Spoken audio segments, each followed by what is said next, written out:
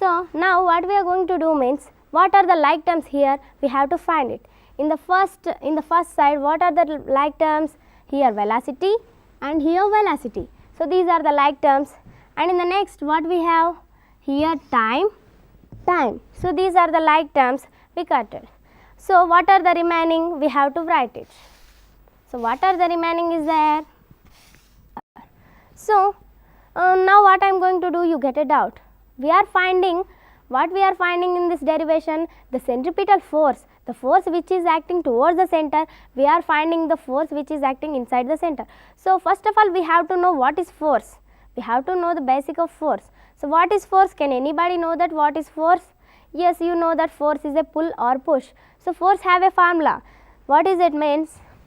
F is equal to m into a. It means mass, and this is acceleration. So force is equal to mass into acceleration. So we have to write here, force equal to what we have there, mass. So I am writing here mass into acceleration is given, but nucleus, and the nucleus will be dismantled. So the centripetal force is very important, because if there is no centripetal force in between the sun and earth, what happens? Our earth goes close to the sun and they will be attached each other and our earth will be destroyed. So the centripetal force is very important in our daily life.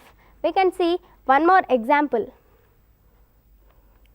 So we can see that the satellites are revolving around the planet. So here we can see that the satellites are revolving around the planet. Our earth, satellites are revolving around the planet. When they are revolving around the planet, in between the satellite and the earth, the centripetal force is acting in between of them. That's why the satellites are revolving around the planets. So this is the importance of centripetal force. Now what we learned today, now I am going to give the summarize what we are learned today. So today we learned about the different types of motions. We can see here it moves in varying direction. So this is about the random motion. Today friends, we learned about many types of motion.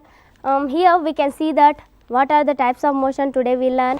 I am going to give the summarization of the types of motion.